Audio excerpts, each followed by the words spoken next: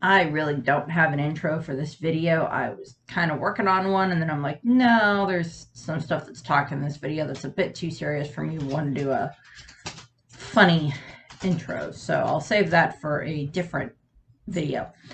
Um, but this will be One Piece chapter 1095. The translation that I found says it's chapter 1995, and I'm like, that's not right. And it's called A World Not Worth Living In. And considering a lot of the stuff that we see in this chapter from specific person's perspective, I understand entirely where that is coming from. Yeah. We finally get the Kuma flashback in this chapter, at least the first part of it. So that'll be very helpful. And we get to see someone else who we kind of get tied into this flashback as well, or kind of two people. So we'll see how this goes. So, but first we have the cover page, which is a little, lighthearted compared to everything else that's going to happen in this chapter. We have Buggy chasing after a squirrel monkey that stole his nose. I guess this does prove that it is detachable, but it still doesn't explain why Buggy keeps wearing it if it is detachable. But then again, Buggy is also a chop chop man, and he could probably just detach his nose if he wanted to anyway because of the devil fruit. So there's that. I used to have like a little plastic squirrel monkey toy. I have no idea what happened to it. I'm pretty sure it's long gone by now, but I have no idea what happened to it.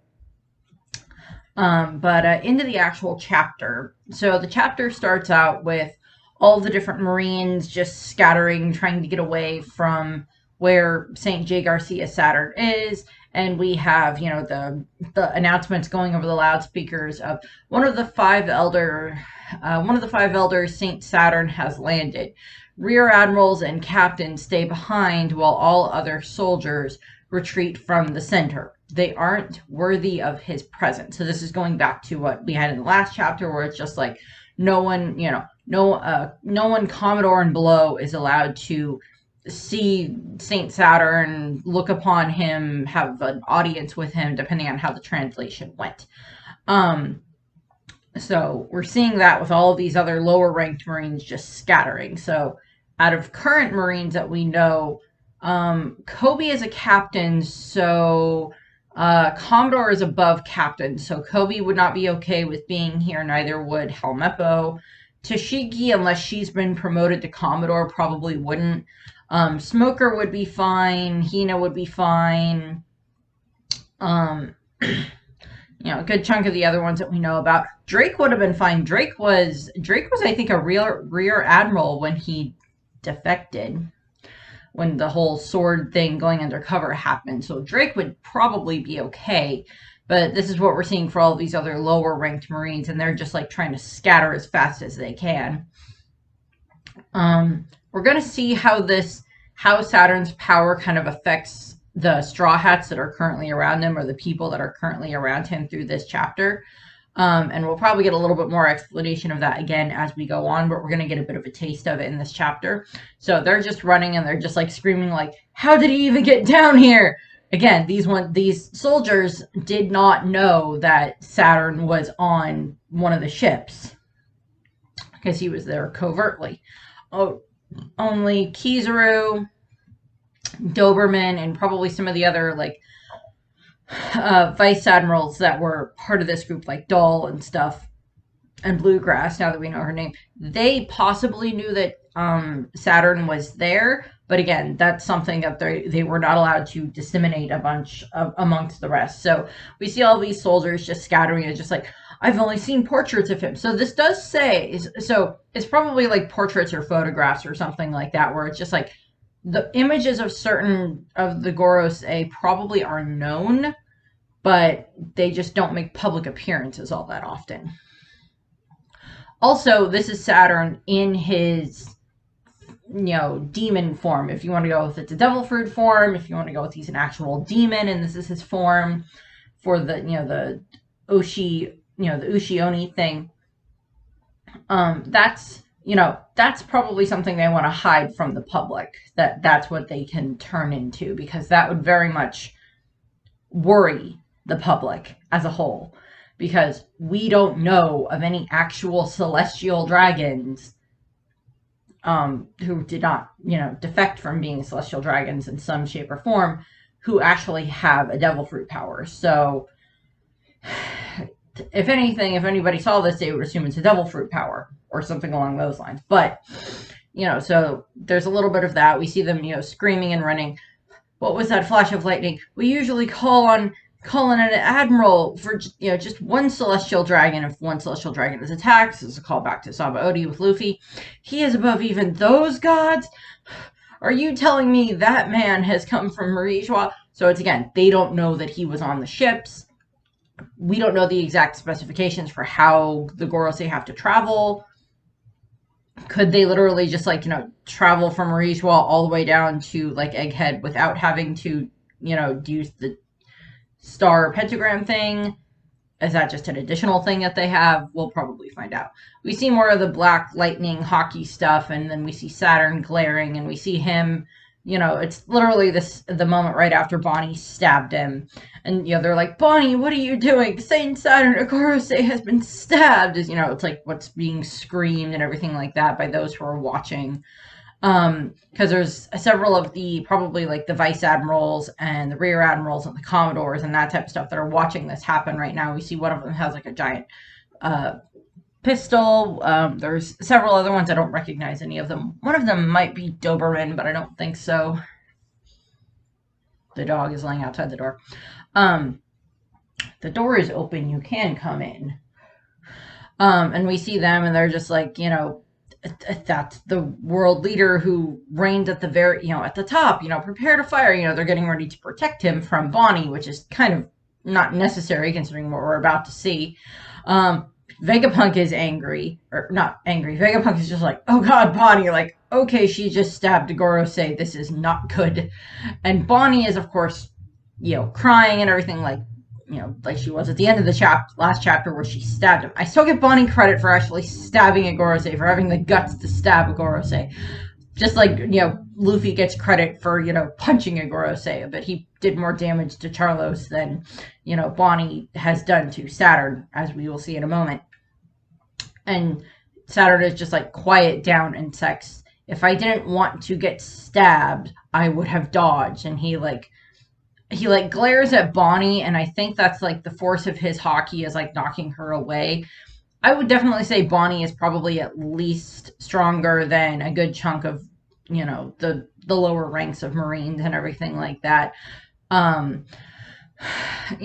Depending on the certain circumstances, she's probably pretty good at holding her own in a fight. And she's definitely got moxie if she's going to be trying to stab a Gorosei that looks like Saturn with the giant horns and spider legs. He knocks her, hockey forces her away, grabs her. There's what I think sounds like a crushing sound, but I don't know if that's the exact sound or not, but he manages to grab her. And Sanji tries to go to attack Saint Saturn, and he just get I'm guessing hockey version of knocked away. Saturn then just pulls the sword, this katana, which kind of just looks like it's in his hands a little tiny parry knife, the comparison of how tiny the sword was for Mihawk when he was using the little tiny knife against Zoro, where he just kind of pulls that out, and then it just glorps and heals. And it's just yeah, most people were expecting something like that to happen. If one stab was going to be enough to debilitate the Gorosei, then they're not nearly as terrifying as we thought. So he pulls the sword out. I don't know if he chucks it away or what, but he doesn't have it, I don't think, later on. Frankie's oh my god, his wounds are disappearing. And then Sanji is laying on the ground, rubbing his head, he's coughing, like he was hit by a force of hockey. Now, we haven't seen, I don't think we've really seen how well the other Straw Hats stand up to Conqueror's hockey that is not Luffy's. And I kind of have the theory that, if you're someone who is very good with your Conqueror's hockey, like with Luffy, he's not going to want it to affect his crew or his allies when he uses it. but he's definitely going to want it to affect the enemies, because we see him use his Conqueror's Haki multiple times, at Fishman Island, and other times when he's trying to deal specifically like with Doflamingo, and there were other points, I believe, in movies we've seen him use it. In like Film Z, we see him knock out a bunch of Marines with it at one point. And stuff. So, we've seen him use his Haki for, his Conqueror's Haki for that stuff as well. But this is different. I mean, Sanji and Zoro and, the rest of the Straw Hats, I think, would be able to stand up to certain people using Haki, specifically Luffy. But I think they would be somewhat able to stand up to, like, Big Mom or Kaido using their Haki, Shanks possibly as well, particularly Zoro and Sanji and Jinbei. Being able to withstand it, since they themselves have Haki as well. Usopp a little bit probably, but we haven't seen any indication of how Nami or Chopper stand up to someone who has Conqueror's Haki, and it's like legitimately trying to use it on them, or at least I don't think we've seen that. Even at the wedding cake incident with Big Mom going crazy, they had like the earplugs that was there to like help prevent that from happening. So there's that. But so Sanji's on the ground. We see several of the other Marines running to try to, capture Vegapunk. It's like, this is just chance to capture Vegapunk. And Saturn's like, wait, you fools. There is no need for haste. They have nowhere to run. And I'm like, well, yeah, I'd be like, yeah, I kind of agree with that. They kind of don't really have much, very far that they can run. And he looks down at Kizaru, who is like kind of knocked. Well, he's not knocked out because Kizaru does talk, but he's just kind of like down for the count at the moment. He did just have his brain fisted by Luffy. I still love that image. Even for you, that took longer than expected, Kizaru. And he's like, yeah, my apologies. I have no excuses. I don't think I can move for a little while. Like, Kizaru's just like laying on his back with his hand on his head, like, ow. Yes, that would qualify for an ow. Because even Kaido did the same thing after Luffy, like, brain fisted him. Kaido's like, ow. That hurt. Because it's like, it's not something you're expecting to happen or expecting to affect you. And Kizaru's a Logia. He would probably be thinking, oh, this is not going to, never mind. Oh, this is an interesting thing. What is this? Oh, no. Type of thing. And then Saturn looks over and we see Luffy laying on the ground in his, like, deflated, old, crumpled up form. After he's used, Gear 5th for his time limit. He's like, it's okay. I understand the reason why. And Saturn focuses in on Luffy, who is probably down for the count again, just like Kizaru. And he's like, well then. And he raises one of his spider legs to like stab Luffy. Frankie's not going to let that stand, of course. And he uses strong right to punch Luffy out of the way. And then he uses, again, he like punches him out of the way and then reaches his hand out to grab Luffy and like pull him back to himself. And Saturn's like, I see. You have a pretty strong crew. So he's like complimenting Frankie in that regard. It's like Frankie will just save his captain from being stabbed. And then he's just like, even the world leaders at the top are after, or then it's Frankie. Frankie is like, even the world leaders at the top are after my captain's head. And Luffy is still just like knocked out at this point in time. And Saturn is just like, Straw Hat Luffy, Jewelry Bonnie, you two joining this battle was definitely unexpected. And he's still holding Bonnie. He has not let go of Bonnie. He's still holding her.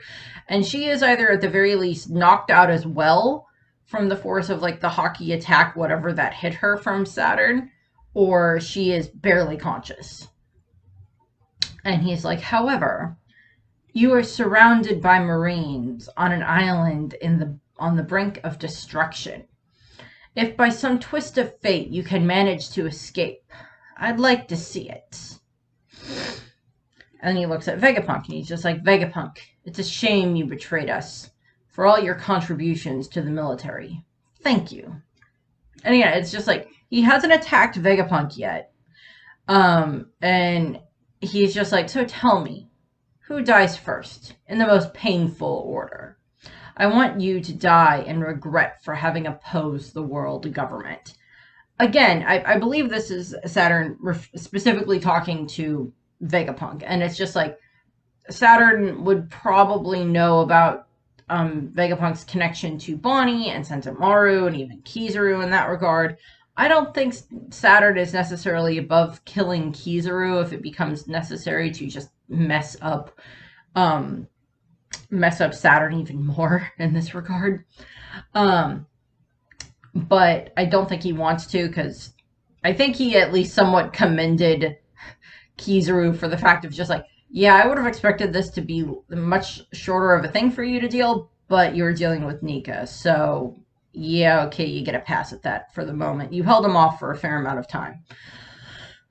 Um, and again, it's probably also referring to destroying each of the satellites and the other Straw Hats in whatever order to just make Vegapunk even, more regretful and more sorry for the fact that he betrayed them in the first place, that he betrayed the world government in the first place. And then we have he's like squeezing Bonnie again, and I can't tell if it's Bonnie that's trying to talk or if it is Saturn, because like Bonnie is screaming, I can tell that. But then there's another speech bubble, and I can't tell who it's supposed to be that's talking. And he's like, I think it is Saturn that's saying, why, when humans are told not to do something, they do it anyway.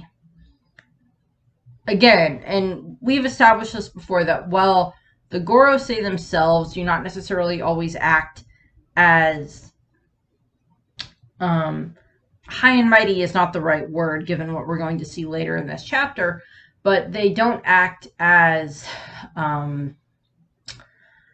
outwardly as spoiled as the rest of the Tenryubito. With, the rest of the Tenryubito at the moment are like, trapped in Marie-Joie during, with the blockade from the Revolutionary Army, and they're running out of food, and they don't have bread, all they have is cake, to reference that back.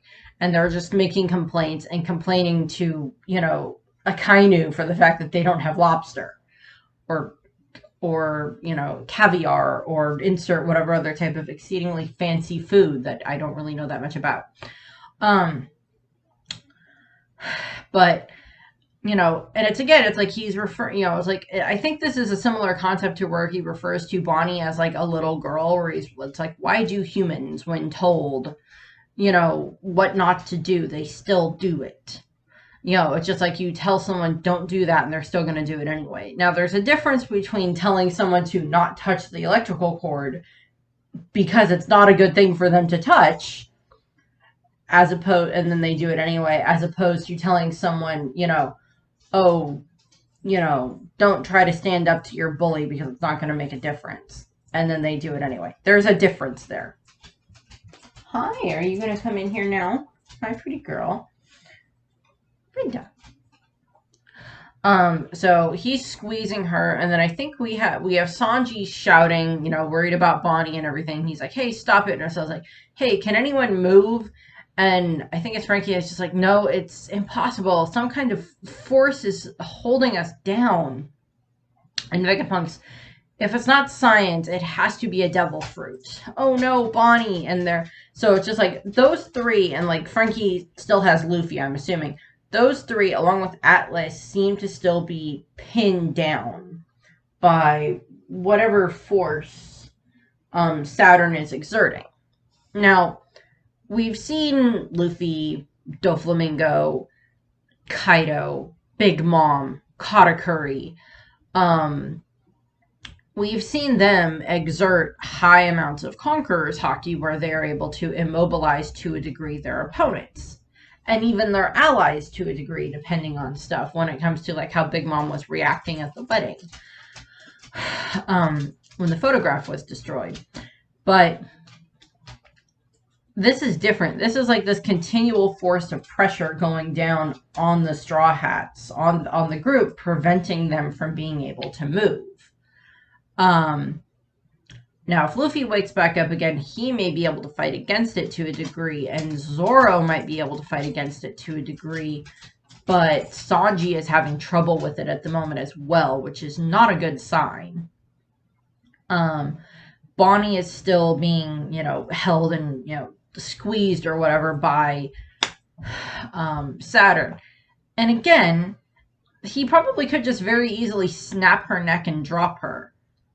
But he doesn't want to do that yet. He wants to draw this out to make the suffering last for Vegapunk. So it's like we're given a reason as to why he's not just like, squeezing Bonnie, snapping her neck and dropping her. And she's like, you killed my father, Saturn.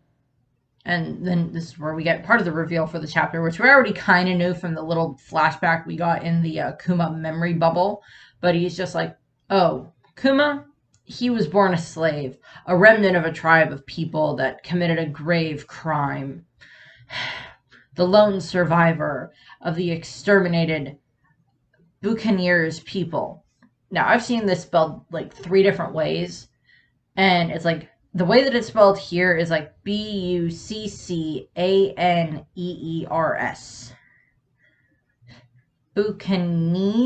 Buccaneers, like Buccaneers, and then I've also seen it spelled with 2 K's instead of 2 C's. So I'm gonna wait and see what the official translation says for that. And it's not ringing any bells for me. The closest word I can think of is like buccaneers, as in like pirates, and I'm like, well, that is a connection back to One Piece with the pirates. I don't think that's a specific race, like with, like what they did with the giants, or the 3-Eye tribe, or the long neck, or the snake neck tribe, the long arm, the long leg, or the Tontada, or the Lunarians. It's something different. And this is where we start getting ready to go back into the flashback. Saturn makes this reveal. Vegapunk is just like, and Bonnie is still like, just has like this shocked image on her face, but she's remembering her father. And we're getting like this, that's probably like Kuma talking to Bonnie in the flashback, and like the slight flashback that she's having of her own childhood. And then we'll be getting into the flashback of Kuma's past in a moment, where Bonnie is hearing, and we see like the other Marines getting ready to fire as Saturn is like holding her up, and he's just like, everyone aim for the head, as he's holding Bonnie up as like this target for all the other Marines to fire at. And what we're hearing in Bonnie's memories are, Bonnie, ever since I was a child, I always wanted to be a hero, one who brought freedom to those who are suffering. And he's like, just like the warrior of liberation, Nika. She goes, Nika? And he's like, yes, I admired him. He would dance into action with a smile on his face. Da-dum, da-dum, da-dum, dum, dum. And it's the drum beat of liberation, the drum beat of freedom that we've heard when it comes to, Luffy and everything like that. And Sanji and Vegapunk are both screaming, Bonnie-chan, leave her alone. She's just a child, screaming as they watch this, as Bonnie is being held up. And it's again in the flashback, it's like, will he set me free too? And he's like, of course. Which I would say implies that Bonnie has some idea about her past. If she is a clone, she may know something about that. If she's not a clone and she is the actual original Bonnie, then, whatever that may be. And we see Kuma smiling, and then we cut into this flashback where we have 47 years ago in the South Blue Sorbet Kingdom. So I think we already knew that the Sorbet Kingdom was in the South Blue. I think we already knew that. So that part's not new information. But what we're seeing is this little flashback. We see this cute little kingdom island on the coast. And they're like, it's like we see this couple, and they are celebrating the birth of their little baby boy. And they're just like, oh, he's, so cute, but he's so big and everything. And he's our little boy. And they're so happy, and they're like, Kuma, so this is Kuma's birth, and we see the father talking to the doctor, and the doctor just is like this generic looking old man, and he's like, oh, and he's like, so doctor, and he's like, oh, about his blood, we won't let that information about this get out. So this is again talking about Kuma's blood status, with him having this, buccaneers, whatever, as part of his genetics, as him having that as part of his race. So the doctor seems to be on their side, and then we see like this just little happy bits of baby Kuma and his parents just being happy and everything like that. Which, of course, given this type of a flashback, means it's not going to last very long, that we have this happy little time frame, because then we see the doctor running to them and he's just like, I'm sorry, the government had eyes in the hospital, I'm so sorry. And so the doctor was a good person. He didn't want any of that information to get out because it would have hurt one of his clients, friends, whatever. He doesn't want to do that, but then it's just like, hospitals have eyes, the world government has eyes everywhere, whether it's CP9 or just other CP agencies, or whether it's, just other spies for the world government, or an informant in the hospital, whatever, got the information out and told the world government about Kuma and his father, and the father is trying to yell, it's just like, I'm the only one that has buccaneer blood running through their veins. My wife is different. Please let my son go. So it's just like him pleading to have his wife and his son, not made part of this horrible thing that's going to happen to them. And we cut where we see the father is crying and beaten, and he's in the tattered shirt with this bandages all the way up his arms with the collar on his neck. We see the mother seems to have the collar on her neck, and Kuma probably has it on his, and they all have the chains on them. So again, this is just confirmation as to the little bit that we saw in the previous flashback with Kuma, with him, clearly having been a slave and everything like that, which just makes his life even more cyclical with everything that happened with him, that being made a slave at Marie Joie again, as after he's been modified and turned into the cyborg and everything. And we cut where we get these different parts of the flashback where we have we see Kuma as the slave by random celestial dragon number 73 or whatever, and he's just like this, and this is where it's spelled again. It's spelled Bakkaninas.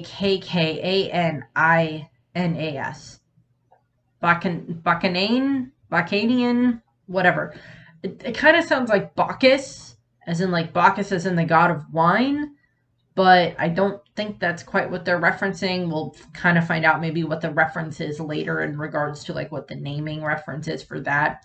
But we see Kuma as a kid, even just, being able to carry a big box with a bunch of other stuff on top of it that's clearly all just very heavy objects and everything. And his master is showing him off to the others and everything like that. It's look at his strength even at his age. And it's just yeah.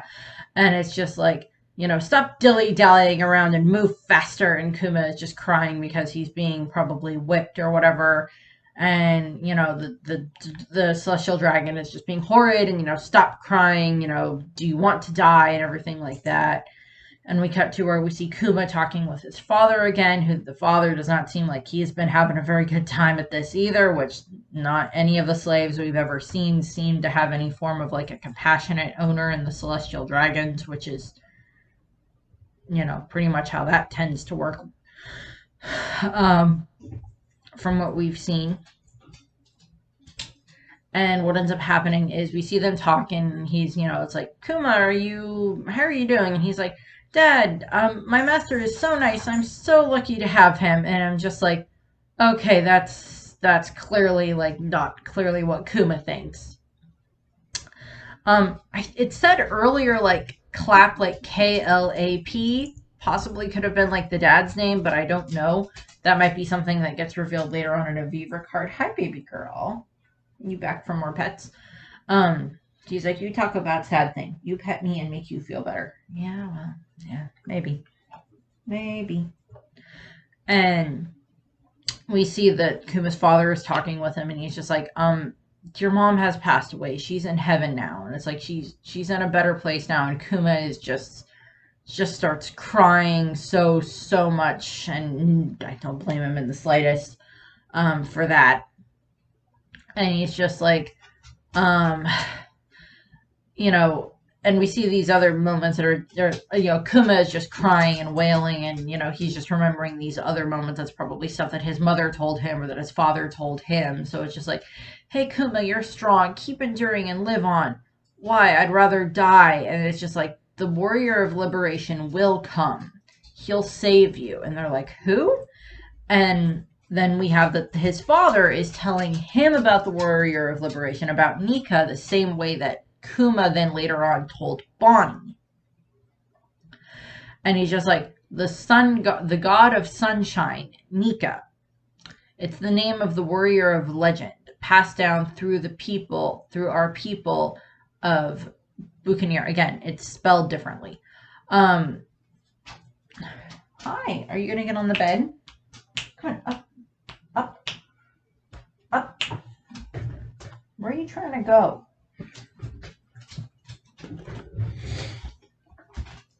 Hi. Do you want up? Up, baby girl? Up. Hold on. Up. Come on, up. If you're gonna pop up, you're gonna at least make an appearance on camera. See, how's that pretty girl? How's that pretty girl? Aw, thank you for the kisses. Thank you. I know I'm talking about a sad thing, so I thank you for trying to help me feel better. See that? I'm on camera. Yep, you're on camera. Hi, I love you for helping me feel better. Pretty girl. I love you. I love you. You're a good girl. You're a good girl. Okay, down. Good girl. Up on bed? Or not. Not work too. Go wherever you want to go. You can go that way. I gotta talk about fictional pirates again. And so, so he's explaining that this is something that was passed down through their people.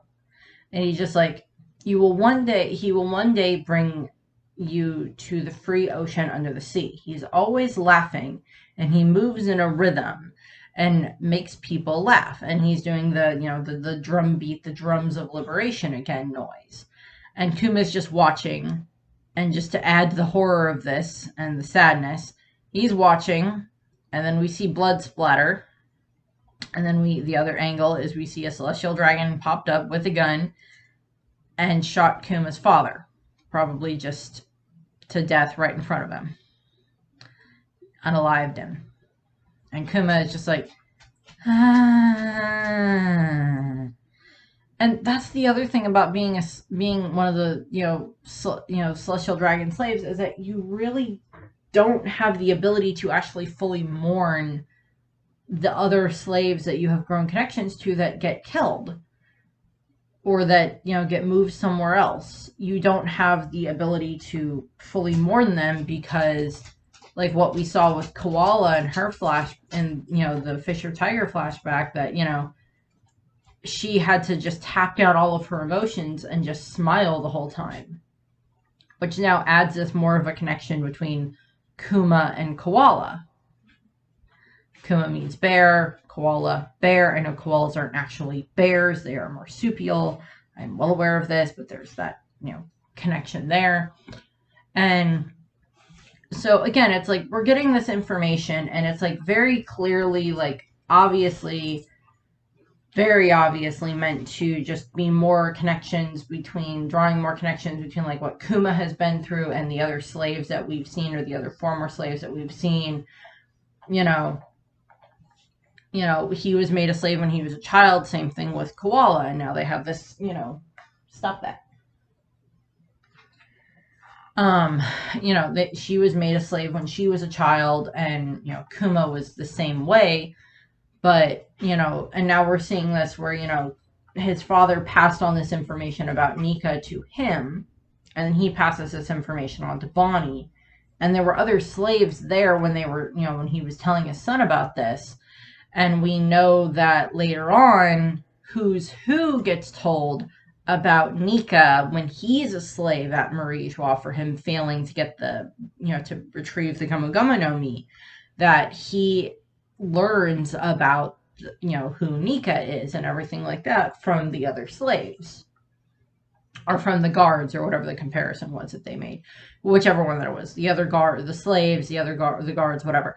But he is told about Nika, and then he mentions that to Jinbei, and then that's when that's where we start making these connections to Luffy and everything like that. So this is Kuma found out about Nika from his father and everything that Kuma went through, and clearly at some point Kuma was no longer a slave. I'm assuming this flashback is going to explain how he and at least one other were able to become freed and escape.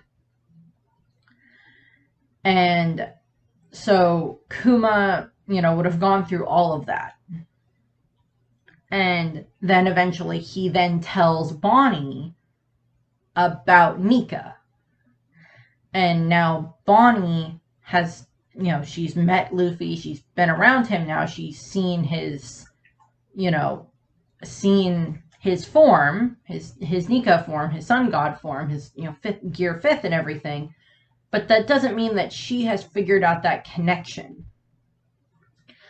And by technicality, like, this flashback is like taking place in an instant because, Bonnie is remembering this part of her, the part of her childhood with him talking to her. And then now she's, remembering like this stuff was probably stuff she saw in the memory bubble for her father's memories.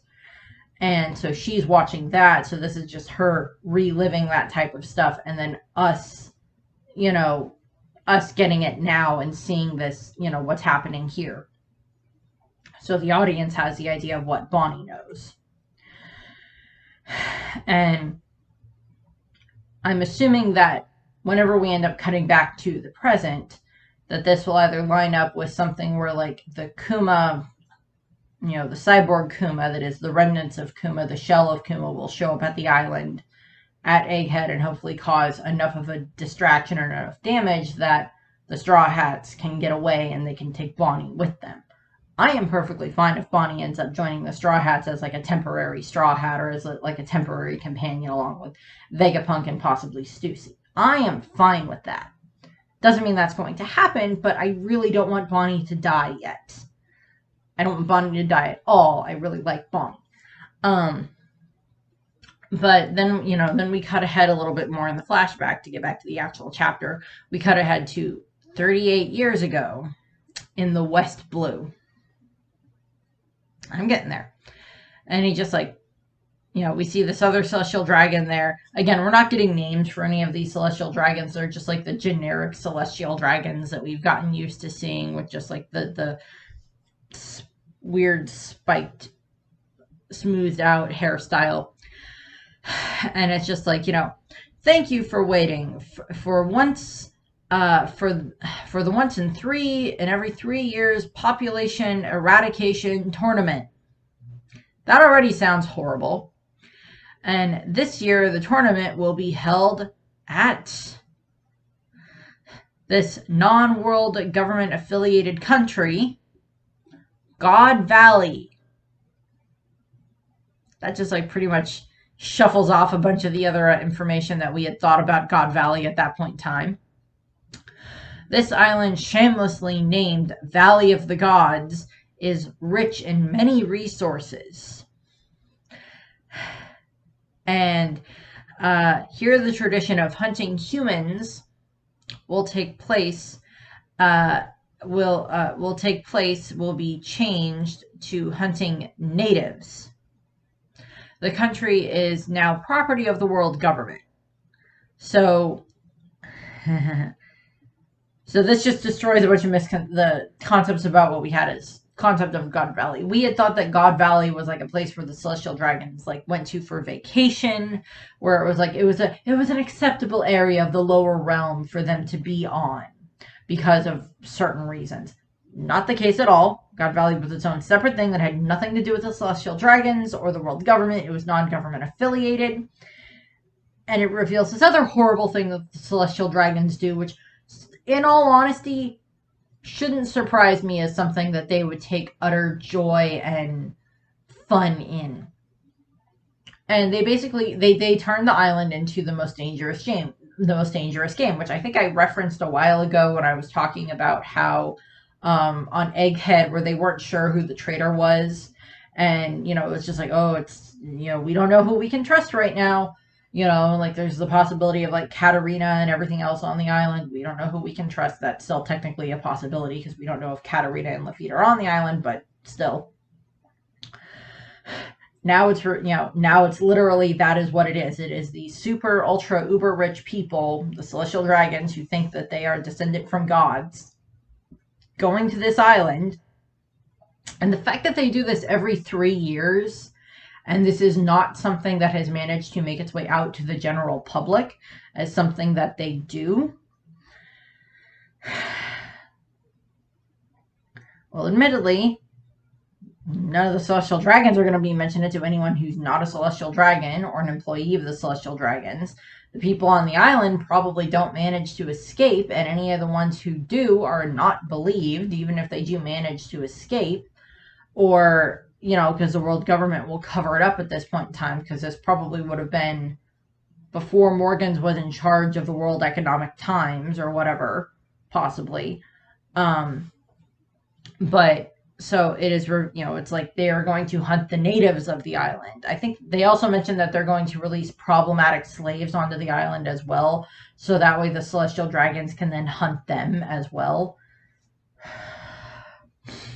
And we see the guy who's the king of the island, and he's just like, wait, what are you doing? Are you trying to kill my people in this game? Are you crazy? This is my country. And then he gets shot.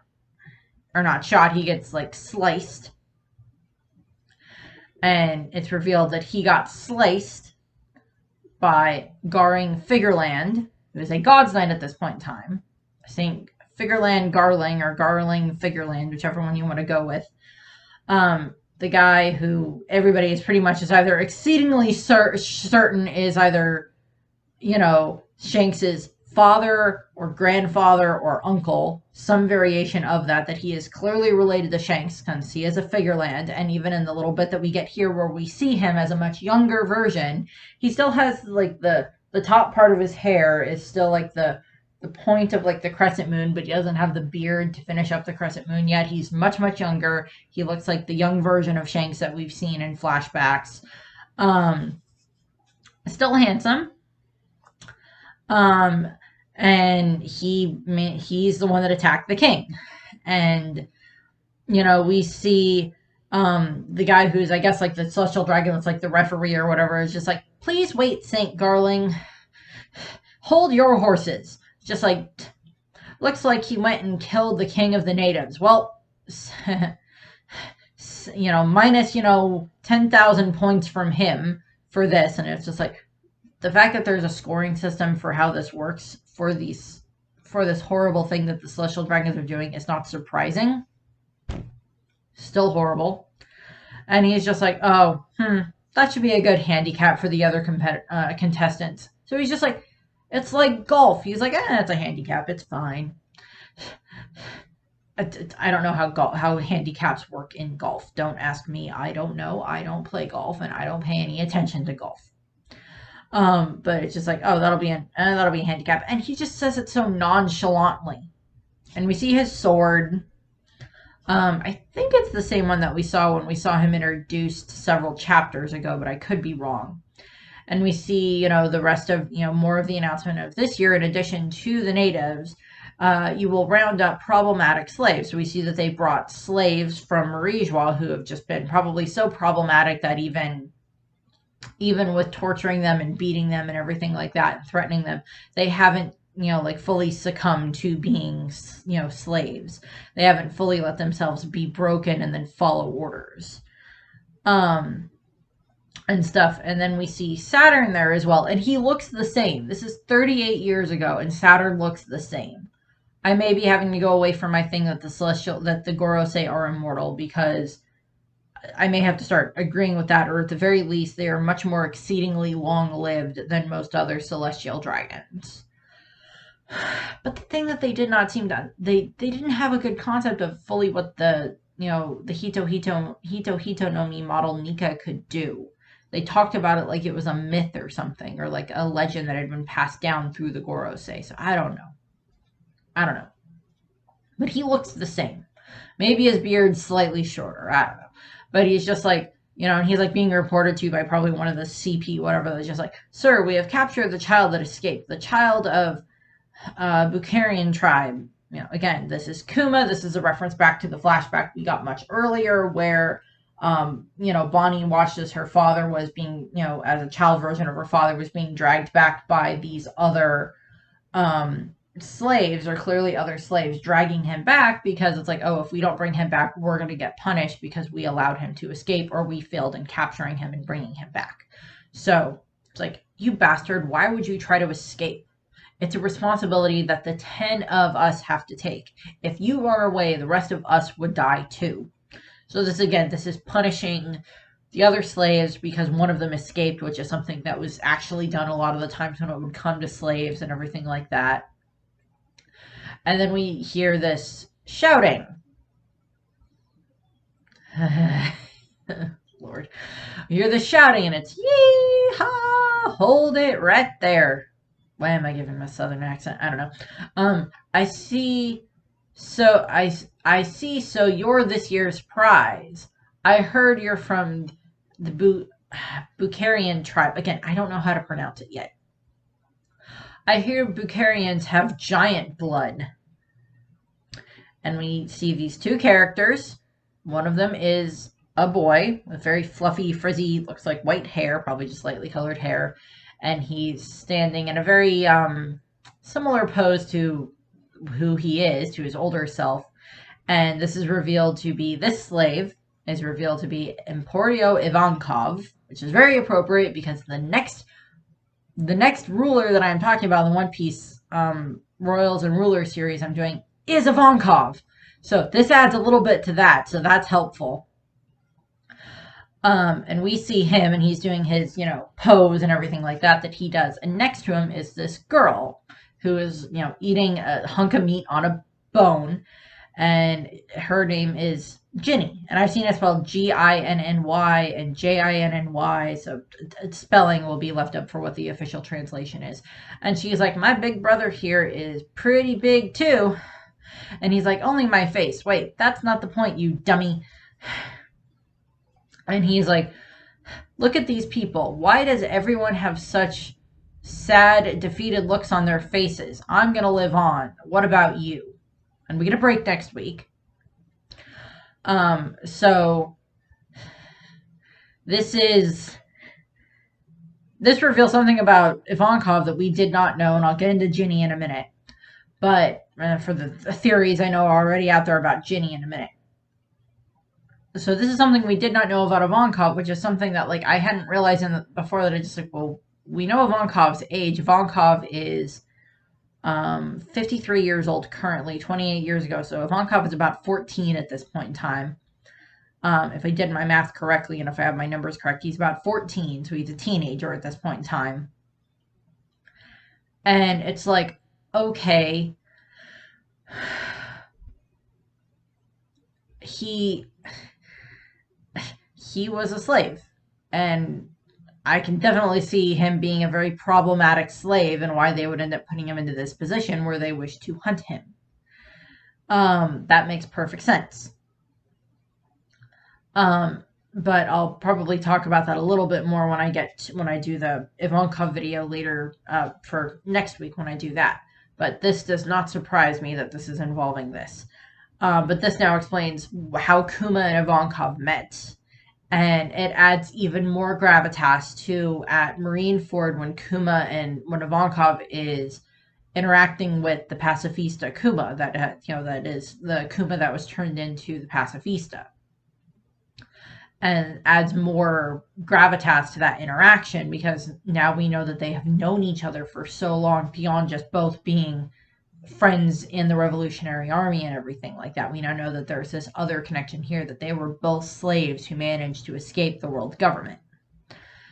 And Ivankov is still alive in the current timeline, and Kuma's body is still technically alive. But then we have Ginny, and now I'm going to talk about Ginny. So I'm just going to address it right out of the box, right out of the gate.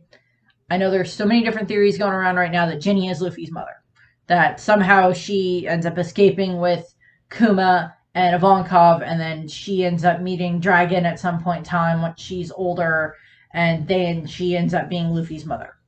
So it's like, okay, that's not an indication of anything here. She is also eating a hunk of meat the same way that Luffy eats meat, but that's also the same way that like Bonnie eats meat. And she could be Bonnie's mother. That's a possibility. She could be Bonnie's mother. She could be whoever Bonnie was cloned from. I don't know. We don't know yet. That is the thing that we're not sure about yet. She was literally just introduced. All we know about her is that her name is Ginny, of some variation, and she's a slave. Or she's at least a slave that wishes to try to escape, which is pretty much all slaves. But she is a slave who is connected to Ivankov and now Kuma. But also the other thing about when it comes to characters that are introduced in a flashback, and if we have not previously met them in the current timeline of the story, there is a high likelihood that they are already dead. Because, so it's like, okay, we've never heard of Ginny before. We know Ivankov is still alive. That's true. We know that Kuma is still alive to a degree. But we have seen nothing that indicates that Ginny is alive or that she even survives this flashback. Generally in One Piece, from what we've seen, if there is a character that is introduced specifically in a flashback, and we have no indication that that person is specifically alive, Sabo being one of the exceptions at the moment, that if there's no other indication that they are alive, by the time we get to the current timeline, or when we see, in the current timeline, then there is a high likelihood that they died during the flashback, and that they stand as a motivator for why the person having the flashback, or in this case, both Ivankov and Kuma, keep fighting. And if that's the case with Ginny, then she is this motivator for them. And if she ends up being the person that's Luffy's mom, or the person that Luffy or that Bonnie is cloned from, or Bonnie's mom possibly, we don't know. We will find out down the line, I'm assuming, at whatever point in time that gets revealed. As I said, the exception to this rule of like someone dying in a flashback and us having no indication of them being currently alive in the story, Sabo being big outlier of that. Because he was introduced in the flashback, post Marineford and everything, and how, then we think he dies because of St. Jalmac, I believe it is. And then, later on, then he reveals himself to be, we are revealed that he is alive at, Dressrosa. But it's like, okay, but up till then, it's like Belmer is introduced in a flashback, she's dead. Kuina is introduced in a flashback, she's dead, regardless of how you think that happened. Unless you think she's going to pop up again. There's so many things about Kuina. Usopp's mother, Bachina was introduced in a flashback, and she's dead. Otohime, revealed in a flashback, she's dead. Corazon, revealed in a flashback, he's dead. Sanji's mother, Sora, flashback, she's gone. Tom, flashback, most likely dead. Yorkie and the rest of the Rumbar pirates, burning Laboon, dead. Pretty much everything of Roger is a flashback, but he's dead, but that's how the whole story starts, so that's an exception to the rule. It's like all that type of stuff. It's just like a lot of these characters that if we have not have current information about them that indicates that they are still alive because the characters have interacted with them, there is a good chance they are dead in the flashback, or that they die in the flashback. And we will see what happens with that. I have no idea what's going to happen with Ginny. Clearly, at some point, Ivankov and Akuma end up escaping this island, probably within all of the commotion of everything that's going to happen with like the Roger pirates showing up and the Rocks pirates showing up and everything happening there, because this coincides with what we know about this moment that happened at God Valley where the Rocks pirates showed up, and how, and then like Roger showed up, and Roger and Garp had to work together against Rocks, so we might actually be getting part of the God Valley flashback in this flashback here with Kuma. And with Ivankov here, so we'll see how that goes. My thought is that this is probably before Ivankov gets a hold of his devil fruit. But don't know. I mean, like, I guess the celestial dragons could have fed him the devil fruit as a way to make him more entertaining, but I don't know. That might have been something he found later on.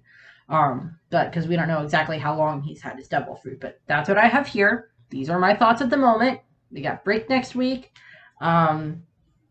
And I'm going to talk about Ivankov much more in the video next week, where I will be talking about him for the rulers and leaders one. So we'll be getting to that. So I thank you for watching, and I hope you enjoyed the video, and I hope you have a nice rest of your day. Bye.